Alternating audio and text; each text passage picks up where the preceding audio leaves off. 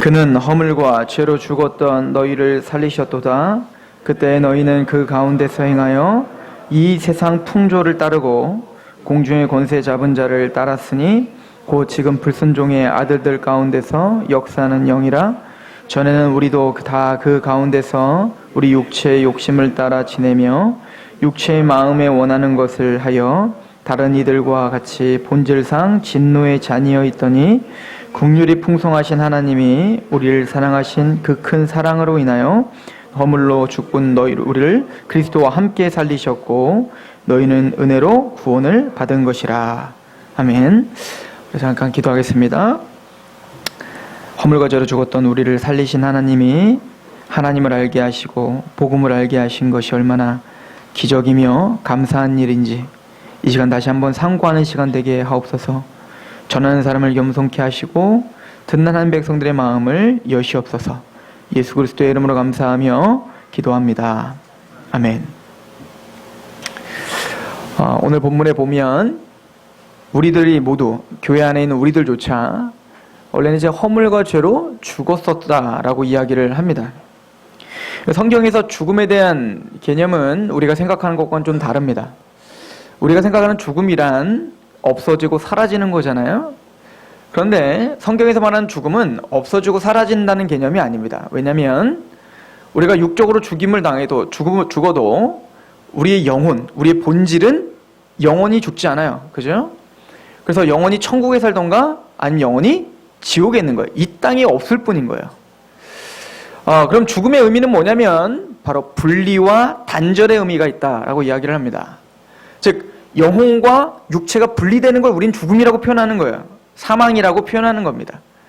성경에는 육체적인 죽음만을 말하지 않고 성경에서는 세 가지 죽음을 이야기합니다. 물론 우리가 경험하는 죽음은 두 가지예요.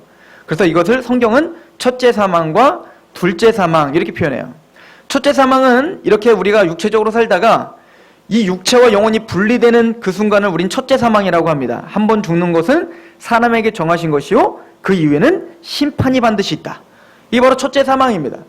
근데 그 첫째 사망이 끝나면 끝나는 게 아니라 이제 둘째 사망이 옵니다. 계시록에 나오죠. 마지막 백보자 심판, 하나님의 심판대 앞에 서서 이제는 죄인들은 뭡니까? 이제는 둘째 사망을 받게 되는데, 둘째 사망의 해를 받게 되는데 그 둘째 사망 곧 불못이라, 지옥불, 형벌을 받는 거, 영원히 그 지옥에 던져지는 것을 둘째 사망, 영원한 죽음이라고 하는 거예요. 이거는 뭐와 뭐가 분리되는 걸까요? 하나님의 자비, 하나님의 은혜, 하나님의 긍휼에서 영원히 분리되는 겁니다. 그때는 이제 뭐요? 긍휼과 은혜의 시기가 아니고요. 하나님의 은혜와 하나님의 긍휼의 시기는 지금밖에 없습니다. 지금은 은혜 받을 만한 때요, 지금은 구원의 날이로라. 지금밖에는 구원의 날이 없는 거예요. 이제 둘째 사망이 딱 닥치면, 아니 첫째 사망이 오면 그때부터는 뭡니까? 긍휼과 자비가 영원히 단절되는 거예요. 그때부터는 뭡니까? 더 이상 구원받는 길은 없는 겁니다. 즉 영원한 하나님의 자비와 긍휼에서 단절되는 것을 우리는 둘째 사망, 영원한 불못, 지옥이라고 이야기하고 있는 겁니다. 그런데 우리가 이 땅에서 이미 태어날 때부터 죽어서 태어나는 게 있어요. 그게 뭐냐면 바로 영적 죽음이라고 이야기합니다. 이건 언제 단절됐냐면 바로 아담과 하와가 에덴 동산에서 쫓겨나면, 즉 죄를 지음으로 말미암아 이미 뭐요? 단절된 상태로, 영적인 단절된 상태로 태어납니다. 그 영적인 죽음은 뭐와 단절된 거죠? 하나님과 우리 인간이 영적으로 원래 연결이 돼 있었단 말입니다. 그래서 예배하는 자는 신령과 진정으로 예배를 드리라고 하죠. 하나님은 뭐기 때문에? 영이시니. 하나님은 영이시기 때문에 하나님께 예배로 나오려면 반드시 뭡니까? 신령 할 때 그 영, 그거는 신령, 어떤 산신령이 아니에요. 어떤 영을 말하는 거예요. 영. 영적으로 하나님과 연결된 예배를 드리라는 얘기인 겁니다. 즉 그 얘기는 뭐냐면 우리 인간들은 원래 아담 이후로 죄로 말미암아 타락해서 하나님과 영적으로 끊어져 있었다는 거예요. 그런데 신령과 진정으로 예배를 나오라는 건 뭐냐면 우리가 다시 예수님을 믿고 구원함을 받아 하나님과 영적으로 뭡니까? 다시 연합되고 구원받고 그렇게 뭡니까? 거듭난 상태로 하나님께 예배를 드려야 된다는 겁니다. 아무리 형식적인 예배, 아무리 그럴듯한 교회에 당해서, 아무리 그럴듯한 성가대를 부르고, 아무리 그럴듯한 찬양을 부르고, 눈물을 흘리고, 뭐 어떤 느낌을 받았을지라도 우리가 정말 예수님의 십자가를 모른다면 그 십자가의 구원의 감격과 그래서 하나님과 연결된 그 영적인 회복이 없었다면 그 예배는 하나님 받을 수 없는 겁니다. 그래서 예배하는 자는 신령과 진정, 이 진정이라는 말도 진리라는 뜻이죠. 진리요 진리요 생명이신 예수 그리스도의 십자가를 의지하며 드리는 예배를 말하는 거예요.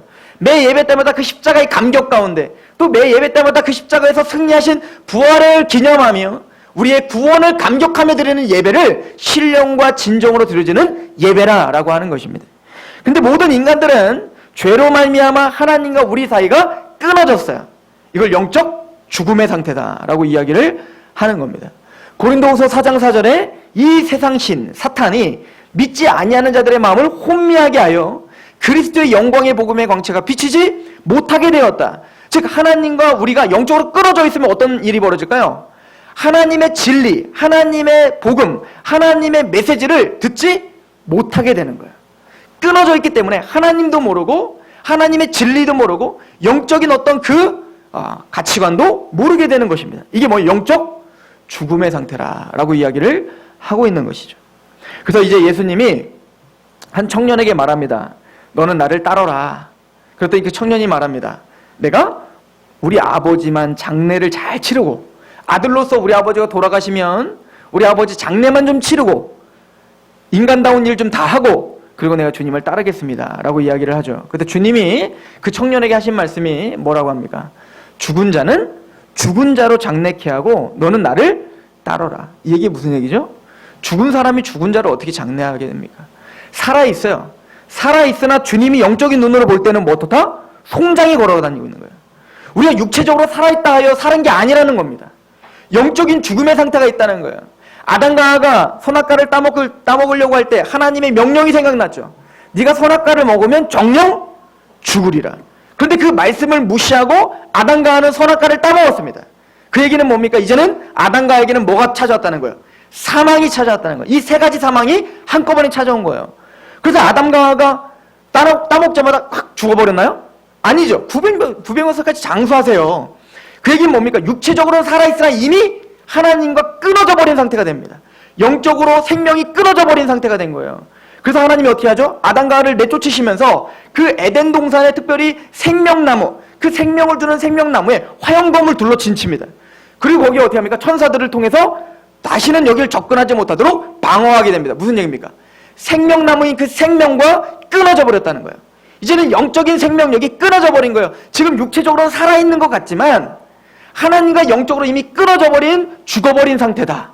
이것이 보통 자연인의 상태라고 성경은 가르쳐주고 있는 거예요. 꼭 이거와 같죠?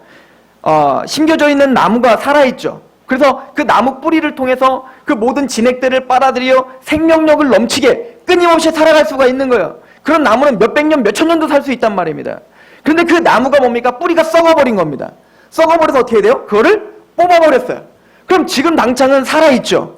지금 당장은 잎이 있고 지금 당장은 어때요? 살아있는 것 같습니다. 그게 우리가 지금 육체적으로 살아있는 듯한 느낌인 거예요. 그런데 그 뿌리채 뽑혀있는 그 나무는 어떻게 됩니까? 좀 있으면 마를 것이고 썩을 것이고 완전 바싹 마른 거 어떻게 해야 돼요? 불에 던져 살아버려야죠. 즉 우리는 그렇게 지금은 살아있는 듯하나 우린 마침내 한 번 죽는 건 사람이 정하신 것이고 그 위에는 심판이 있고 영원한 불못에 던져질 첫째 사망과 둘째 사망이 우리의 운명이란 말입니다. 그런 상태에 있던 우리, 그래서 지금은 살아있으나 살아있지 못한 상태라고 하나님은 영적인 판단을 내리고 계시는 거예요. 진단을 내리고 계시는 겁니다. 영적인 죽음의 상태, 즉 하나님과 우리가 영적으로 끊어져 버리면, 그 사탄이 우리를 가로막고 있다면, 우리 죄가 하나님과 우리를 가로막고 있으면 어떻게 될까요? 자, 우리 로마서 1장을 한번 가보시겠어요? 로마서 1장.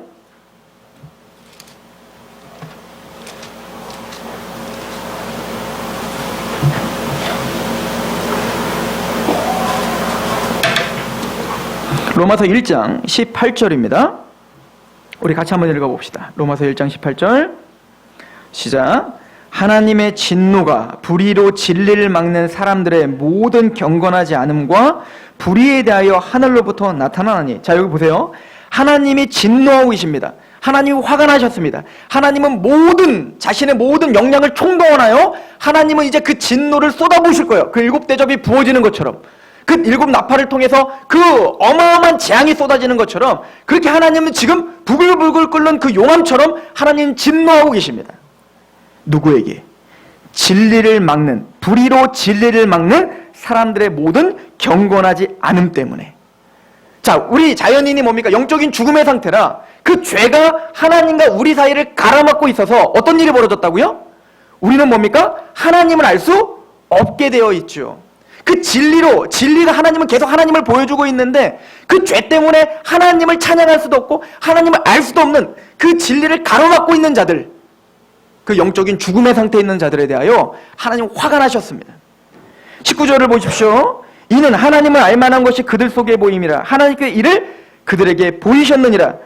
20절 시작. 창세로부터 그의 보이지 아니하는 것들 곧 그의 영원하신 능력과 신성이 그가 만드신 만물에 분명히 보여 알려졌나니 그러므로 그들이 핑계하지 못한다. 근데 사람들은 핑계한다는 거예요. 어떻게 해요? 하나님 못 봤습니다. 하나님 모릅니다. 하나님 음성 들리질 않는데요. 내가 어떻게 하나님을 압니까? 하나님이 언제 나에게 하나님 있다고 말했습니까? 만약에 진짜로 구약시대처럼 모세가 홍해를 가르는 그런 기적들을 나에게 보여줘만 줬다면, 아니 내가 아플 때 이 병만 낫게 해주셨다면 나 하나님 믿었을걸요? 근데 한 번도 하나님은 나 여기 있다 라고 말하지 않았습니다. 그러니까 믿지 않는 사람들은 모두가 다 하나님 앞에 심판대 앞에 서서 어떻게 할까요? 핑계댈 거란 말입니다. 나 하나님 몰랐다고, 하나님 나에게 말한 적이 없다고. 근데 성경은 분명히 얘기하죠. 핑계하지 못한다. 왜냐하면 너희들 속에 나를 알만한 것을 이미 다 넣어 주었다. 우리 모든 사람들은 영적인 존재들이라 그 영은 뭡니까? 보여지는 세계가 전부가 아니라 보이지 않는 무엇인가가 있다는 걸 감지하는 능력이 있단 말입니다. 뭔가 종교를 만들어내요. 뭔가 종교라는 이름으로 내가 어딜 다니진 않지만 그래도 나는 뭐예요? 귀신 무서워하는 거예요. 그래도 나는 뭡니까? 뭔가 이 내 힘으로 할 수 없는 이 시대를 뭔가에 의지하고 싶은 마음이 있는 거예요. 그게 뭐예요? 영인 거예요. 강아지는 그런 거 못해요. 그냥 본능적으로 살 뿐인 거예요. 그럼 우리는 다릅니다. 내가 지금 힘들면 누구에게 의지하고 기도하고 싶은 겁니다. 아니 종교도 물에 빠지면 하나님 그런다잖아요. 그게 뭡니까? 다 종교성이 있다는 거예요. 영적이다는 거예요. 그런데 그 영적인 거라 뭔가를 갈망하고 뭔가를 찾고 뭔가를 사랑합니다. 그런데 불의, 그 죄가, 그 사탄이 우리를 가로막고 있다 보니까 하나님을 찾을 수 있나요? 하나님을 알 수가 있나요? 하나님을 모르는 겁니다. 그러니까 자기 나름대로는 뭔가를 찾았다고 하는 거예요. 뭔가는 이 세상의 인생의 의미를 찾고 싶은 거죠. 뭔가 내 존재의 가치를 찾고 싶은 거죠. 영적인 존재니까. 그래서 뭔가를 갈망하는데 그 갈망에서 만들어진 것이 뭐냐면 하나님이 아니라 우상들을 만들어내더라는 거예요. 한번 볼까요? 21절입니다. 시작. 하나님을 알되 하나님을 영화롭게도 하지 아니하며 감사하지도 아니하고 오히려 그 생각이 허망하여지며 미련한 마음이 어두워졌다. 하나님은 알아요. 신적 존재가 있다는, 하늘님이라고 하든 하나님이라고 하든 하느님이라고 하든 무슨 산신령이라고 하든 뭔가 신적 존재가 있다는 걸 안다니까요. 그걸 아는데 그걸 알지만 하나님을 알되 하나님을 영화롭게 할 수 없어요. 신령과 진정으로 하나님을 예배할 수 없단 말입니다. 그러니까 어떻게 됩니까? 22절 23절 시작.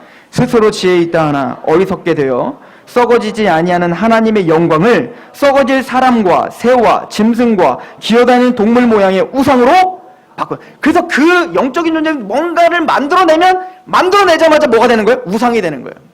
그래서 사람들은 어떻게 됩니까? 그 사람을 신으로 섬기고 그래서 부처를 만들어 놓고 거기에 신이라고 이야기를 하고 또 나무를 세워놓고 또 정성을 만들어 놓고 이것이 우리 마을을 지키는 것이라고 이야기를 하고 또 나는 그런 종교 그거는 좀 지적으로 떨어지는 사람들만 믿는 거지 나같이 엘리트적인 나는 스마트적인 나는 그런 거 안 믿어. 난 나를 믿지. 나를 하나님으로 믿고 사는 거죠. 돈을 많이 번 사람은 나는 돈을 믿으며 사는 거예요. 그게 만몬이라고 하는 것입니다. 그럼 뭐든 내 인생에 이게 가치의 전부야 라고 이야기하는 거. 내 자녀가 우상이 될 수도 있고요. 또 내가 갖고 있는 무엇이 우상이 될 수도 있고요. 또 내가 갖고 있는 어떤 그 사상이 우상이 될 수도 있고요. 그게 무엇이든지 만들어내는 것마다 하나님이 아닌 하나님을 대적하는 우상을 만들어내는 자가 되더라. 이게 우리의 처지라는 것입니다. 이게 허물과 죄로 죽어있던 우리의 상태인 거야. 즉 죄로 말미암아 하나님과 우리가 영적으로 끊어져 버리면 제일 먼저 파괴되는 게 있어요. 뭐냐면 지식입니다. 하나님을 아는 지식이 없어져 버리는 거예요. 그래서 호세아가 말하잖아요. 너희가 여호와를 알자. 힘써 여호와를 알자. 너희가 하나님을 아는 지식이 없으므로 망하는도다. 우리 인간이 망하는 건 돈 못 벌어서 망하는 게 아니에요. 하나님이 없음으로 망하는 거라고 성경은 분명히 이야기하고 있는 것입니다. 그렇다면 우리가 영적으로 끊어져 있는 상태라면, 허물과 죄로 우리가 이렇게 죽어 있는 상태라면 먼저 지식이 파괴되어 하나님을 알 수 없다라고 했습니다. 하나님을 알 수 없으면 어떻게 될까요? 자, 우리 아담과 하와를 생각해 보세요. 아담과 하와가 에덴 동산에서 걸어 다닐 때 하나님을 알아. 그럼 하나님을 알기 때문에 어떤 마음이 들까요? 하나님을 사랑하겠죠. 하나님을 존경하겠죠. 하나님을 갈망하겠죠. 하나님만을 사랑하겠죠. 그러니까 그 마음은 어때요? 하나님을 사랑하니까 하나님을 존경하고 하나님께 예배하게 되겠죠. 그리고 그 의지는 어떨까요? 그 하나님을 너무 사랑하니까 어떨까요? 하나님의 말씀대로 사는 것이 내 기쁨이요, 하나님을 여호와를 즐거워하는 것이 나의 기쁨인 거예요. 근데 왜 우리는 이렇게 파괴됐죠? 우리가 엊그저께 우리 아동부들을 데리고 민속촌을 갔다가 하룻밤 자고 다음날 캐리비안 베이라는 곳을 갔어요. 워터파크입니다. 근데 이 아이들이요, 2시간밖에 안 잤대요. 오는 날도 잠이 안 오더래. 그리고 민속촌을 갔다가 이제 설교 다 하고, 제가 좀 늦게 끝났거든요, 우리의 집회가. 애들이 너무너무 잘 들어요. 너무 이뻐요, 우리 애기들. 근데 11시 한 30분까지 우리가 설교하고 예배드리고 나눔했단 말이에요. 그런데도 눈을 똘망똘망 떠요. 그리고는 그 뒤로 안 자요. 잠이 안 온대. 가슴이 쿵쾅거려서 잠이 안 온대. 왜죠? 캐러밴 베이 가야 돼. 워터파크. 거기를 가야 된다는 그 기쁨에 잠을 잘 수가 없는 겁니다, 얘네들이. 정말 1시간 반 자고, 보통 1시간 반 자고 저는 그래서 캐리비안 가서 잘라나? 안 잡니다. 미친 듯이 놀아요. 얼마나 즐기는지 몰라요. 근데 반면에 요번에 원래 우리 아내와 하준이도 데려가려고 했어요. 왜냐면 우리는 아내가 가야 되니까 당연히 하준이가 따라가야겠죠. 근데 우리 아내가 이제 그 몸이 좀 너무 안 좋아서 가면 안 되겠더라고요. 그래서 아내를 가지 못하게 하고, 그리고 이제 하준이도 그러니까 당연히 집에 있으라고 했죠. 그 하준이에게 설명했습니다. 하준아, 워터파크 캐리비안 베이 가지 말고 그냥 엄마랑 놀자. 응? 아무렇지도 않아요. 왜죠? 그게 뭔지 몰라. 캐리비안 베이가 뭔지 몰라. 지네 집에 있는 목욕탕이 최고야.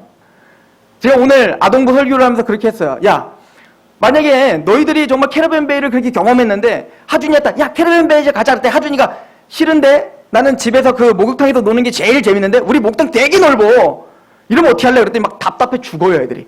말도 안 되죠. 어떻게 그게 목욕탕보다 캐리비안 베이가 훨씬 크고 훨씬 좋고 훨씬 재밌는데 어떻게 막 답답해서 끌고 갈 것 같대, 하준이를. 근데 하준이 왜 그러죠? 모르니까 그런 거예요. 모르니까. 왜 우리가 하나님을 갈망하지 못하죠? 왜 우리가 하나님의 복음 앞에 순복하지 못하죠? 모르기 때문에 그런 겁니다.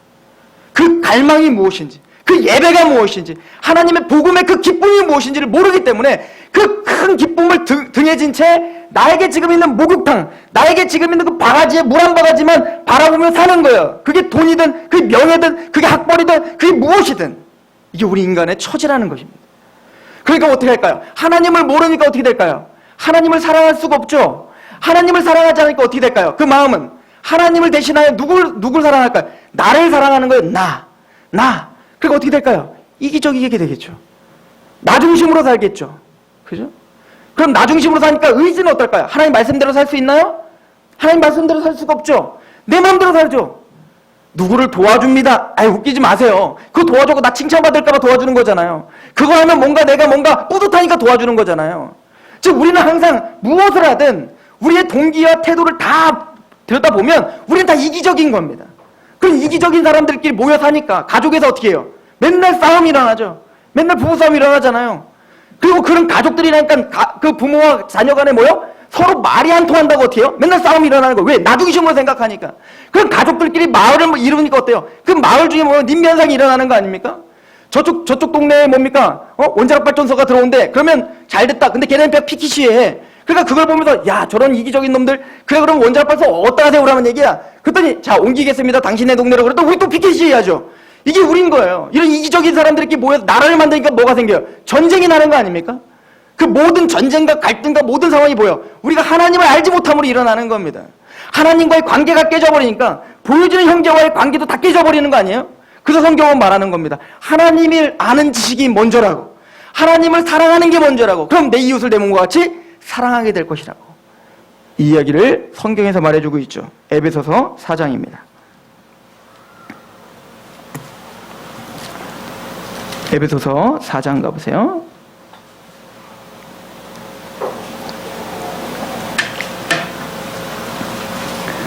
4장 17절 말씀입니다. 같이 한번 읽어볼까요? 시작. 그러므로 내가 이것을 말하며 주 안에서 증언하노니 이제부터 너희는 이방인이 그 마음에 허망한 것으로 행한 같이, 제가 지금 설명한 것이 뭐예요? 이방인들이 행하는 허망한 대로 행하는 거예요. 내 이기적인 자아대로 행하는 거. 그 사람들이 어떻게 행하길래요? 18절 시작. 그들의 총명이 어두워지고 그들 가운데 있는 무지함과, 첫 번째 지식이 부셔졌습니다. 하나님 아는 지식이 없습니다. 십자가를 모릅니다. 사랑을 모릅니다. 그러니까 그 마음이 어떻게 됐대요? 그들의 마음이 굳어졌다. 그 마음이 굳어졌습니다. 하나님이 어디 있냐? 됐다. 나는 나를 사랑하게 됐습니다. 그러니까 이 상태를 뭐라고 합니까? 하나님의 생명에서 떠나 있다. 이게 뭐예요? 허물과 죄로 죽어 있다 라고 선포하고 있는 겁니다. 그럼 그 열매가 뭡니까? 19절 시작. 그들이 감각 없는 자 되어 자신을 방탕에 방임하여 모든 더러운 것을 뭐요? 욕심대로 행하는 이기적인 존재들이 되더라. 이게 바로 허물과 죄로 죽어있던 우리의 상태들입니다. 이러니 하나님 앞에 나오는 것, 하나님께 예배드리는 것, 그냥 구원받고 거듭나지 않은 영혼들이 종교라는 걸 만들어 놓고 하나님을 섬기니까 어떻게 돼버리죠? 그 하나님도 이기적으로 이용해 먹으려고 하는 거잖아요. 그래서 하나님을 왕으로 이야기하고 하나님을 나의 주님이라고 말하지만 그 하나님을 언제 우리가 왕으로 모시고 살았습니까? 이기적으로 하나님을 이용해 먹어서 내가 지금 하나님이 그거를 좀 버리고 나를 좀 갈망하고 했던 그 지금 세속적이고 눈에 보이는 것을 위해서 하나님을 헌신시키고 있었잖아요. 꼭 뭐처럼? 알라딘 램프처럼 내가 필요할 때마다 하나님께 기도해서 내가 뭔가 문제 있을 때만 하나님께 나와서 이것 좀 해결해 주십시오. 비벼서 예 주인님 내가 그거 해결해 드립시다. 예 내가 그럼 당신을 섬기겠습니다. 이게 우리가 믿는 종교 아닙니까? 이런 건 예배가 될 수 없는 겁니다. 참답게 거듭난 사람들은, 허물과 죄로 죽음에서 벗어난 사람들은 하나님을 사랑하게 되는 거예요. 오늘 말씀을 보면 그런데 우리는 실력이 없다는 겁니다. 여기서 벗어날 수가 없다는 거예요. 여기서 구원받을 수가 없다는 거예요. 스스로 여기서 건진받을 수가 없는 거예요. 그래서 오늘 본문은 이렇게 이야기합니다. 우리 에베소서 2장으로 다시 한번 가보시면 2장 3절을 한번 보십시오. 전에도 우리도 다 그 가운데 우리의 육체의 욕심을 따라 지내며 육체와 마음에 원하는 것을 하여 다른 이들과 같이 본질상 진노의 자녀들, 그 하나님의 무지막지한 그 진노를 받을 자녀들이었단 말입니다. 육체의 마음에 원하는 것을 행하는 사람들이었어요. 그냥 내 마음대로 살고 싶었던 사람들이었습니다. 또 그렇게 마음대로 살아 그게 성공하면 그게 승리라고 여겼던 사람들이었다고요. 근데 우리는 아는 거예요. 이제는 그게 승리가 아니라는 걸 아는 겁니다. 그게 복이 아니라고 하는 걸 아는 거예요. 그게 하나님 주시는 축복이 아니라는 걸 아는 겁니다. 그렇게 허물과 죄로 죽어 있었을 때 상태에 또 하나의 또 열매가 있어요. 그게 뭐예요? 2절입니다. 같이 한번 읽어볼까요? 시작. 그때 너희는 그 가운데서 행하여 이 세상 풍조를 따르고, 우린 뭘 따랐어요? 말씀을 따르기보다 세상의 풍조를 따랐어요. 성경은 너무 고리타분하잖아. 뭐 2000년 전에 쓰여졌던 이 성경이 오늘날 시대를 어떻게 하냔 말입니다. 오늘 같은 빠르게 변화되는 이 시대에서 드라마가 말하는 메시지를 듣고 살았잖아요. 뉴스가 말하는 메시지를 듣고 살았죠. 영화가 말하고 있는 행복이라고 하는 메시지를 듣고 살았잖아요. 옆집이 말하는 행복, 옆집이 말하는 성공, 우린 거기에 미쳐서 살았지 언제 우리가 하나님의 말씀 앞에 그것들 쳐가면서 살았냔 말입니다. 이게 허물과 죄로 죽었던 우리들의 상태였단 말입니다. 세상 풍조, 이걸 문화라고 하는 미명하에 이게 세련된 것이라고 이야기하고 이게 트렌드라고 이야기하면서 우리는 하나님이 원하시는 그 말씀을 버리며 살았죠. 이스라엘 백성들이 광야에서 건너가 이제는 가나안 땅에 들어갔더니 가나안 땅에 자기가 보지 못했던 세련된 바알 신앙이 있고 세련된 농경 문화가 있었는데 그 농경 문화와 바알 신앙에 또 세련된 그 이방 여자들이 있으니까 어떻게 했죠? 하나님의 말씀을 버려버리고 거기에 부합하며 살면서 이름은 여호와라고 불렀던 그 이스라엘 백성들처럼 우린 목이 굳은 사람처럼 그렇게 허물과 죄로 죽었던 사람들의 삶을 또 답습하며 살고 있는 것입니다. 사도 바울은 오늘 이 말씀을 왜 하고 있는 겁니까? 너희는 교회다라는 걸 설명해 주고 있잖아요. 지난주에 설교가 무엇입니까? 23절을 보십시오. 1장 23절. 교회는 그의 몸이니 만물 안에서 만물을 충만하게 하시는 이의 충만이다. 얘들아, 너희들이 희망이다. 너희들이 소망이다. 하나님의 통치가 너희를 통해서 완전하게 될 거란다. 너희 교회는 내가 너희의 머리가 돼서 나의 명령과 나의 말씀과 나의 어떤 통치에 순복하는 너희들이 이 땅에서 나를 거스리는 이 세대의 풍조를 거슬러 올라가서 이제는 그것이 행복이 아니라고, 그것이 하나님의 뜻이 아니라고 그렇게 가감하게 선포하고 있고, 그래서 너희가 빛이요 향기요 그것이 편지요 빛과 소금이 되어서 그들로 말미암아 내가 잘못 살고 있었구나, 이것이 행복이 아니었네, 저 사람들의 삶을 보니까 예수님을 알고 그렇게 구복하며 하나님께 구복하는 것이 진짜 행복이었네, 그렇게 돌이킬 수 있는 유일한 방편이 교회란 말이다. 그러니 세상의 풍조대로 사는 것이 우리의 삶이 아니란다. 하나님의 말씀은 뒷전으로 하고 나의 이름을 부르면서 그렇게 육체의 원하는 대로 사는 것이 하나님의 교회가 아니란다. 사도 바울은 그렇게 우리에게 얘기하고 있는 것 같지 않습니까? 제가 오랜만에 라이언 일본 교학이라고 하는 영화의 줄거리를 읽게 됐어요. 그냥 갑자기 생각이 나서, 라이언 일본 교학기는 여러분들이 잘 아는 대로 어떤 어머니에게 4명의 아들이 있었는데 그 아들 중에 3명이 다 2차 세계대전 때 전쟁 중에 다 죽게 된 겁니다. 그래서 마셜 장군이라고 하는 그 책임자가 특명을 내리는데 그 마지막 아들인 라이언 일병, 그 라이언을 살려와라. 왜냐면 링컨이 아마 5명의 자녀들에게 죽은 5명의 자녀를 죽은 그 부모에게 편지를 썼던 그 자료가 있는데, 그걸 통해서 가족이 얼마나 중요하고 그 어머니에게 있어서 그 한 명의 아들이라도 남겨주는 것이 얼마나 위대한 일인가를 알게 된 거죠. 그래서 이제 최종의 부대를 만들게 됩니다. 그리고는 우리가 잘 아는 대로 이 밀러 대위를 통해서 최종의 부대가 이제 결성이 되고 그 라이언 일병을 구하러 이제 떠나는 겁니다. 우리가 잘 아는 노르망디 상륙 작전의 그 치열한 전쟁터로 이제 가는 거예요. 당연히 갔더니 그 밀러 대위를 비롯한 많은 전사자들이 나오기 시작했습니다. 많은 군인들은 이제는 그 라이언 일병을 구하러 가는 그 군인들은 여러 가지 회의가 생기기 시작했습니다. 이게 무슨 가치가 있는가? 이게 무슨 의미가 있는가? 아니 쟤만 미국인이냐? 나도 미국인인데 내가 죽어오면 왜 쟤를 살려야 돼? 라고 하는 회의가 생겼고, 밀러 대위는 그럼에도 불구하고 그들을 설득하며 끝까지 찾아가게 됩니다. 그리고 마침내 그 라이언 일병을 만나게 됩니다. 그 라이언 일병이 말합니다. 나의 임무는 너를 구하는 거다. 가자. 그랬더니 이 일병이 어떻게 다른 군인들도 여기서 죽어가고 있는데 나 똑같은 군인인데 왜 나만 살아나야 됩니까? 나는 여기서 전쟁을 하겠습니다. 라고 합니다. 밀러 대위는 어쩔 수 없이 설득을 당해서 그를 거기 하지만 마지막 그 다리를 사수하는 작전 속에 밀러 대위의 임명은 하나요. 뭐죠? 라이언 일병을 구하자. 그러니까 같이 전쟁을 하면서 어떻게 하는 겁니까? 끊임없이 라이언 일병을 보호하며 전쟁을 벌이기 시작하는 겁니다. 마침내 밀러 대위는 그 독일군의 엄청난 화력을 통해서 밀려오는 것에 이제 다 죽게 되고 밀러 대위가 죽게 됩니다. 그때 밀러 대위가 마지막 라이언 일병에게 말하면 너는 꼭 살아서 돌아가라. 그리고 잘 살아라. 라고 하고 죽임을 맞이합니다. 노년의 라이언 일병은 마지막에 라이언 일병이 그 밀러 대위의 묘비 앞에 서게 됩니다. 그리고는 그 밀러 대위는 그 라이언 일병은 이렇게 회상을 합니다. 가족과 같이 왔습니다. 오고 싶어서요. 여기 오면 기분이 어떨까 생각했습니다.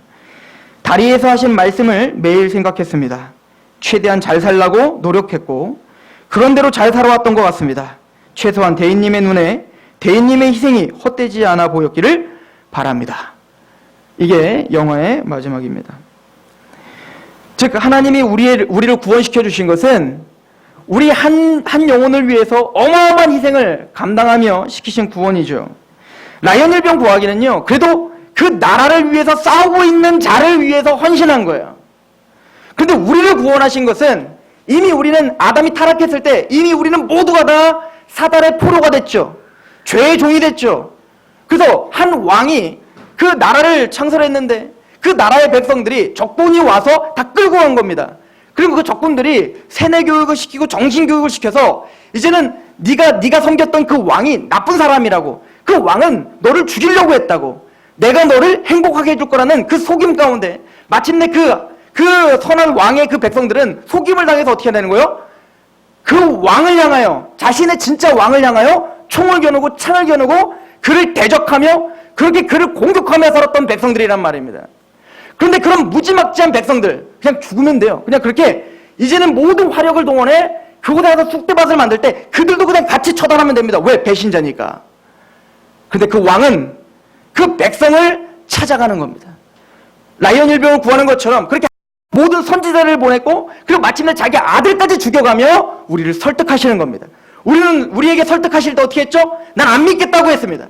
나는 그런 하나님 안 믿겠다고 했어요. 당신은 나의 돈을 뺏어가고 나의 열심을 뺏어가고 나의 직업과 나의 어떤 행복을 뺏어가는 분입니다. 라고 하는 사단의 속임에 넘어가 그 하나님을 대적했던 자들입니다. 이게 뭐요? 허물과 죄로 죽어있던 상태였다고요. 근데 우리를 포기하지 않고 하나님은 우리를 설득하신 겁니다. 우리 인생 전체를 통해 설득하신 거예요. 시간을 두고 설득하신 겁니다. 그리고 마침내 그분이 참된 왕이라고 예수 그리스도의 사랑을 알고 구복하며 하나님을 사랑하는 마음으로 우리는 온 거예요. 우리는 그 무력한 자를 살리시는 은혜 가운데 있는 것입니다. 왜 우리가 신령과 진정으로 예배를 드려야 될까요? 왜 우리는 이 십자가를 여기에 달아놓고 매번 십자가를 묵상해야 될까요? 왜 십자가가 없는 예배는 예배가 아닐까요? 그 구원의 감격이 없는 그 예배, 하나님을 모르는 그 예배, 그 하나님의 그 위대하심과 그 왕됨과 우리를 어떻게 사랑하시는지를 모르는 그 감격이 없는 예배는 예배가 될 수 없습니다. 우리는 허물과 죄로 죽어있던 우리가 이미 살아난 자들입니다. 무엇을 감격하고 계시고 무엇을 알고 계시고 무엇을 위해 사십니까? 저 여러분들이 일주일간 고민하는 시간이 있으실 소망하고 우리를 점검하는 시간이 있길 소망합니다. 기도하겠습니다. 허물과 죄로 죽었던 우리를 살리셨다 합니다. 우리 스스로 살 수 없는, 우리는 하나님을 알 수도 없고 그 하나님을 대적했던 우리를 십자가의 은혜로 우리의 강팍했던 마음을 부수어 주셨고 그 사단의 권세를 꺾으셨으며 그 죄를 도말하여 주셔서 우리가 하나님을 찬양하고 하나님을 경배하고 하나님의 사랑 앞에 부복할 수 있는 자로 만들어졌습니다. 신령과 진정으로 예배하는 자가 되게 하시옵소서. 먹든지 마시든지 무엇을 하든지 하나님의 영광을 위해 사는 자가 되게 하여 주시옵소서. 우리를 살리신 그 큰 사랑으로 인하여 그 사랑에 강권되어 우리가 그렇게 하나님 앞에 살아가는 그 기쁨을 누리게 하시옵소서. 예수 그리스도의 이름으로 감사하며 기도합니다. 아멘.